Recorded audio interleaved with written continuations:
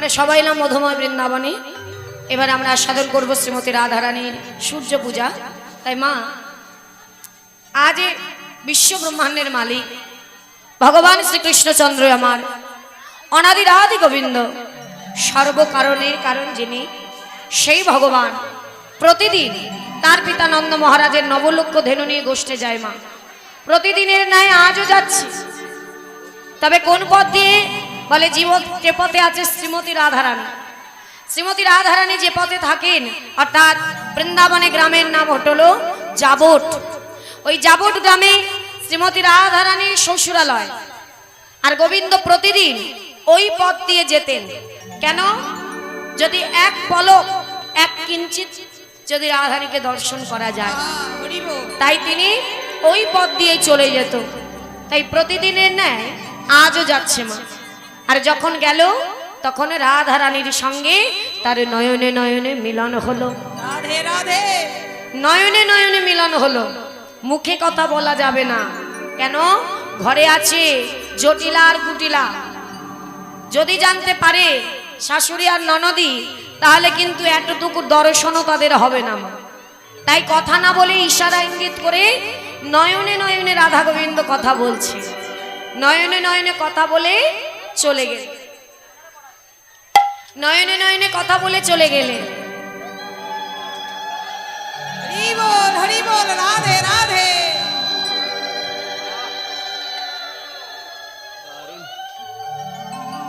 তাই আজ যখন নয়নে নয়নে কথা বলে তিনি চলে গেলেন, রাধারানী তা দেখে গোবিন্দকে একটু দর্শন করে সেও গৃহকর্মে চলে গেল মা। কারণ সেও তো ছিল সংসারী। গৃহকর্মে চলে গেলেন রাধারানী, আর গোবিন্দ চলে গেলেন গোষ্ঠে। সেখানে গিয়ে খেলা খেলতে খেলতে ওই সুবলের বদন দেখে তার রাধার কথা মনে পড়েছে। সুবলকে বলছে, সুবল রে, আমার তো আর খেলা ভালো লাগছে না ভাই, তুই এক কাজ কর, আমাকে একটু রাধার কাছে নিয়ে চল। তখন সুবল বলছে, দেখ ভাই, এত তাড়াতাড়ি তো আর রাধারানীকে আনতে পারবো না, তাহলে এক কাজ করি, চল তোকে নিয়ে আমি ওই রাধা কুণ্ডে নিয়ে যাই। সুবল মিলন তো শুনেছেন মা। সেই রাধা কুণ্ডে নিয়ে গিয়ে কি করলেন সুবল? সেই রাধা কুণ্ডের ভাব দর্শন করিয়ে তার হৃদয়ের জ্বালাটা একটু জোরালো।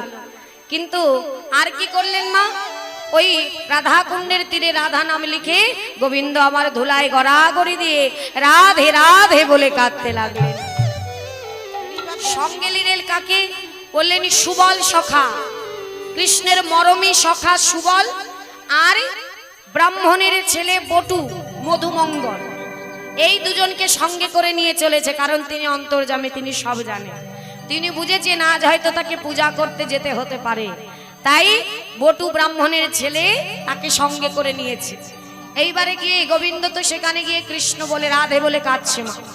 কিন্তু আমার রাধারানী, আমার রাধারানী কি চাইলেই যেতে পারতো মা? পারতো না। আমার রাধারানীর তো ঘর ভালো নয় মা।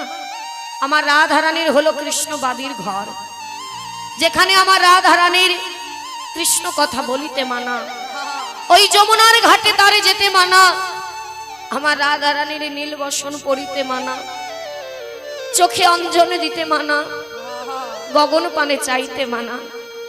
সুন্দর করে যদি বেনি বাঁধে, ওই ননদী ছুটে এসে বলে, ওরে কলঙ্কিনী, বলি ওই বেনির মধ্যে বুঝি ওই বেনি মাধবকে লুকিয়ে রেখেছিস? সখী রে, টান মেরে আমার বেনিটা খুলে দেয়। আমি যে কৃষ্ণ বলে একটু মন ভরে কাঁদবো তাও পারি না। যখন কৃষ্ণ নামের বাড়ি আমি থামাতে পারি না, তখন আমি কি করি জানিস? ওই রন্ধনশালায় ছুটে চলে যায়। সেখানে গিয়ে জ্বলন্ত উনান থেকে কাষ্ঠ বার করে তাতে জল ঢেলে দিই। আরে জ্বলন্ত উনানে কাষ্ঠে যদি জল দেয় মা, তাতে কি হবে? ধোয়া বাহির হবে। রাধারানী বলে, জানিস সখী, যখন ওই কৃষ্ণ বিরহ যন্ত্রণা আমি সইতে না পারি, ওই ধোয়ার চলে বসে বসে আমি কৃষ্ণ কৃষ্ণ বলে কাঁদি। ধোয়ার চলে বসে বসে আমার প্রাণনাথকে স্মরণ করি, যাতে আমার শাশুড়ি ননদি বুঝতে না পারে এমন ভাবে আমি আমার বধূকে ভালোবাসি। তাই তখন তিনি সদা সর্বদা আমার সুযোগে থাকতেন। যে কখন ওই শাশুড়ি ননদি ঘুমাবে, এদিকে ওদিকে যাবে, সেই সুযোগটা আমি নেব। কেন? ভক্ত সদা সর্বদা যতই সংসারে মেতে থাকুক, তার মন থাকবে কখন আমি গোবিন্দের চরণে যাব, তার কাছে গিয়ে একটা মন ভরা মন তুলসী আর দু ফোঁটা নয়ন বাড়ি তাকে কখন দেব। প্রকৃত ভক্ত সংসার করলেও মন থাকে গোবিন্দের কাছে। সংসার হাতে করছে, মন চঞ্চল থাকে, কখন যাব একটু ভগবানকে সেবা দেব। আমার রাধারানীরও সেই ভাবিমা ছিলেন, তিনি আয়নে ঘরণী, কিন্তু মনটা ছিল তার গোবিন্দের কাছে। সদা সর্বদা হানাত প্রাণনাথ হা বল্ল প্রাণ বল্ল বলে কাঁদেন। আজ কি করেছি মা দেখুন, রাধারানীর ভালোবাসাটা, গোবিন্দের প্রতি প্রেম, কত কষ্ট করে তিনি গোবিন্দকে ভালোবাসতেন। যে ঘরে তিনি থাকে সে ঘরে কৃষ্ণকে কেউ ভালোবাসে না, কিন্তু তার মন প্রাণ সর্বস্ব সেই কৃষ্ণকে দিয়েছে। তাহলে কত যন্ত্রণা মা। কৃষ্ণবাদীর ঘর কিন্তু রাধারানীর একার নয়, আমাদেরও আছে। যার আছে সেই জানে যে ঘরে বসে যদি একটু কৃষ্ণ নাম না করা যায়, মন খুলে তার জন্য যদি একটু কৃষ্ণ বলে না কাঁদা যায়, তার যে কত যন্ত্রণা, কত জ্বালা, সেই ভক্তই জানে। সংসারের মায়ার জ্বালায় বন্দী হয়ে গেছি, ভগবান তোমার নাম করার হলো না আমার। তাই আজ রাধারানী ঠিক দুপুর বেলা, শাশুড়ি ননদি স্বামী ঘুমিয়ে পড়েছে সেবা করে। অনেকে দেখবেন দুপুরে একটু ঘুমায়, যাকে বলে দিবা নিদ্রা। যেই ঘুমিয়ে পড়েছে সুযোগ, অমনি কি করেছে মা, রাধারানী ঘর থেকে বনে চলে গেছে। বনে গিয়ে ভালো ভালো ফুল তুলেছে, কৃষ্ণ নাম কৃষ্ণ কৃষ্ণ বলে পুষ্প চয়ন করেছে। সেই পুষ্প লুকিয়ে এনে নিজের কক্ষে গিয়ে সুন্দর করে কৃষ্ণ কৃষ্ণ বলে বধূর জন্য একটা মালা গেঁথেছে। বড় যত্ন করে ভালোবেসে বধূর জন্য একটা মালা গেঁথে, মালাটা গেঁথে যখনই মালাটা গাঁথা হয়ে গেছে, ততক্ষণ তার মনে ছিল না মা কত আনন্দ করে মালাটা গেঁথেছে, বধূকে পরাবো। সে ভুলেই গেছে সে কৃষ্ণবাদীর ঘরে থাকে। যেই মালা গাঁথা হয়ে গেছে, মালাকে দেখে বলছে, বাবা বাবা, মালাটা তো খুব সুন্দর হয়েছে, এই মালাটা আমার বধূ পরলে আমার বধূকে বড় ভালো লাগবে। এই বলে মালাটা নিয়ে যখনই ছুটে যেতে যাবে, তখনও মনে পড়েছে, হায় হায়, আমি কি বলছি, আমি কি ভুলে গেলাম, আমি যে হতভাগী, আমি যে অভাগিনী রাধারানী, আমি তো মনে চাইলেই বৃন্দাবনী সকল গোপীদের মতন যখন তখন কৃষ্ণ সেবা দিতে যেতে পারি না। সেই ভাগ্য তো আমার নেই, কারণ আমি যে কৃষ্ণবাদীর ঘরে বন্দী, আমি তো চাইলেই যেতে পারবো না। তাই মালাটা দেখে মালাকে দুঃখ করছে, মালা, এ ঘরে যে নিজের দুটো কথা বলবো, দুঃখের কথা কাউকে জানাবো, এমনও কেউ নেই আমার। তাই তোকেই বলি আমার দুঃখ, মালা রে, এত কষ্ট করে যত্ন করে তোকে গাঁথলাম, তবে জানি না মালা, তোকে আমি বধূ সেবায় গোবিন্দের গলায় পরাতে পারবো কিনা। তাই বলছে, মালা, তুই আমাকে ক্ষমা করে দিস। শোন মালা রে, কি বললি? মালাকে বলছে, দেখুন কেমন পাগলিনী, কাকে বলবে, কেউ তো নেই। আজ গাথা মালা কণ্ঠ পাবে কি না, হরি বল হরি বল।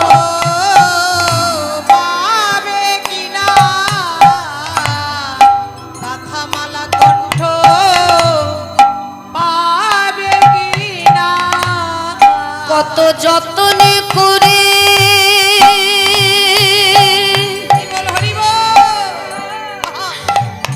আমি গেঁথেছি মালা, আমার গাথা মালা কণ্ঠ পাবে কিনা, বড় যত্ন করে হরি বল।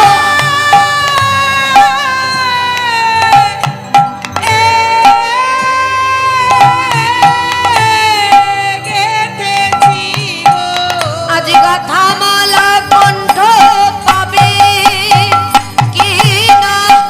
হরি বল হরি বল হরি বল। যে কথা মালা কণ্ঠ পাবে কিনা, কথা মালা কণ্ঠ পাবে কিনা। মালা কণ্ঠ পাবে কিনা। তাই মালাটা হাতে করে নিয়ে দুঃখ করছে। রাধারানীর বিরহটা মা অনুভব করতে হবে, যে তিনি কত কষ্ট করে গোবিন্দকে ভালোবেসেছে, তবে গিয়ে গোবিন্দের বামে বামিনী হয়েছে। এত সহজ কথা ছিল না মা, অনেক কষ্ট করেছে সে। তখন মালাটা হাতে করে নিয়ে যখন দুঃখ করছে, কাঁদছে, হঠাৎ তার মনে এসে যে না, আমি এমন করে কাঁদবো কেন? আমি তো গোবিন্দকে ভালোবাসি, আমার ভক্তির কি কোনো জোর নাই? আমি কি তাকে কোনোদিন ভালোবেসে ডাকিনি? তখন মালাকে বলছে, তবে শোন মালা, তোকে যখন আজ আমি গেতেছি, তবে তোকে একটা কথা আমি বলতে পারি। আমি যদি একদিনের জন্য, এক মুহূর্তের জন্য আমি আমার প্রাণনাথকে ভালোবেসে থাকি, তাকে যদি একবারে ডাকার মতো ডেকে থাকি, তাহলে আজ এই মালা আমার বধুর কণ্ঠ পরশ পাবেই পাবে, পেতেই হবে। তাই নিজের বিশ্বাস ভক্তির জোর নিয়ে ওই মালা হাতে করে নিয়ে বহির দরজায় চলে গেছে।